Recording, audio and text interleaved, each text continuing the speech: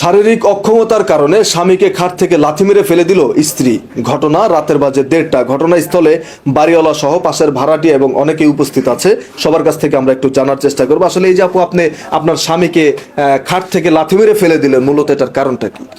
ভাইয়া অত কিছু তো বলা যায় না, সব কিছু সব জায়গায় ভাঙ্গে। তাও কিছু কথা বলি।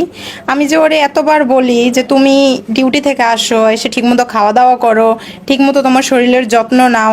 ওরে কইছি অনেকবার যে তুমি ডাক্তার দেখাও, তোমার কিছু সমস্যা তুমি ডাক্তার দেখাও। সে ডাক্তার দেখায় না, সে তার চাকরি বাকরি নিয়ে সে ব্যস্ততা দেখায় আমার সাথে। এই জন্যই কি মূলত আপনি খাট থেকে লাথি মেরে ফেলে দিয়েছেন স্বামীকে? জি, এই জন্যই মূলত। এবং ও যেরকম আমার সাথে আচরণগুলো করে অনেক খারাপ খারাপ। আমি যে তার একটা স্ত্রী, সে আমার উপরে যে একজন স্বামীর যে একজন চাহিদা বা একজন যে ভালোবাসা থাকে, সে ভালোবাসাটুকুও পায় ওর কাছ থেকে পায় না।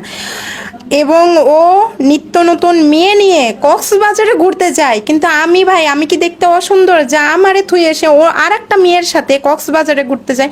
এই জিনিসটা ভাই আমার একদমই পছন্দ হয় না, যে আমার স্বামী অন্য কারোর সাথে ঘুরুক, অন্য কারোর সাথে চলুক। দর্শক আপনারা দেখতেই পারলেন যে এই ভদ্রলোক নাকি ঘরে এই স্ত্রী রেখে সে অন্য মেয়েদের নিয়ে কক্সবাজার যায়। আসলে ভাই আমরা একটু আপনার কাছ থেকে জানতে চাই, এই যে আপনি অন্য অন্য মেয়েদের নিয়ে কক্সবাজার ঘুরতে যান, কিন্তু আপনার বউ তো আপনাকে খাট থেকে লাথি মেরে ফেলে দেয়, মূলত তাহলে ঘটনাটি আসলে কিভাবে ঘটছে একটু বলেন তো।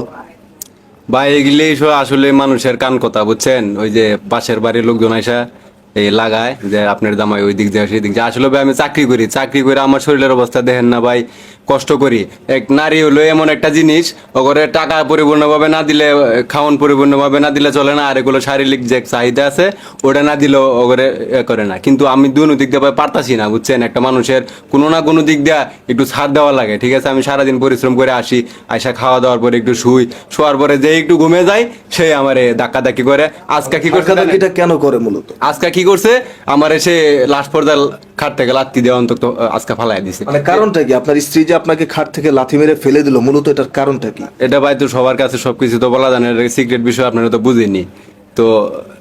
এটা তো আল্লাহর দানের জিনিস ভাই, এটা তো আর আমি নিজে বানানোর কিছু না। হয়তো সামনে ঠিক হয়ে যেতে পারে, ডাক্তার দেখালে, চিকিৎসা করালে এটা হয়তো সমাধানের দিকে যাইতে পারে, কিন্তু আমার শরীর তো দুর্বল রে।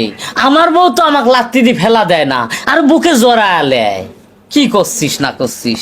দর্শক আপনারা দেখতেই পারলেন যে ঘটনাটি খুবই আজগবি একটা বিষয়। আসলে এই ভদ্রলোক নাকি তার একটু শারীরিক দুর্বলতা রয়েছে, যেই জন্য কিন্তু তার স্ত্রী আজকে বাধ্য হয়ে থাকে এক ধরনের খাট থেকে লাথি মেরে ফেলে দিয়েছে।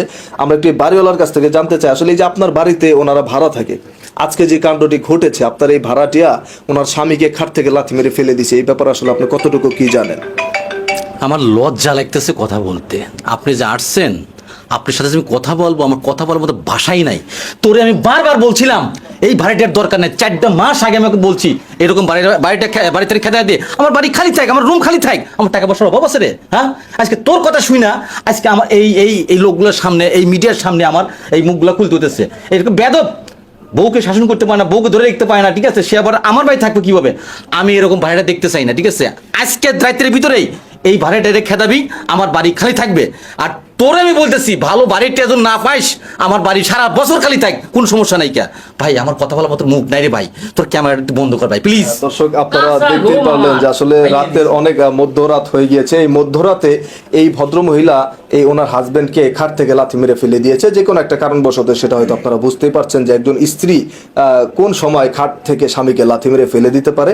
তো আসলে এই যে আপু আপনি ওনার সাথে কতদিন যাবত সংসার করছেন? ওনার সাথে আমি 8 মাস যাবত সংসার করতেছি। এই 8 মাস যাবত সংসার করতেছেন, এই 8 মাস পরে এখন এসে আপনি কেন ওনাকে খাট থেকে লাথি মেরে ফেলে দিলেন? এতদিন আপনি এটা বুঝতে পারেননি?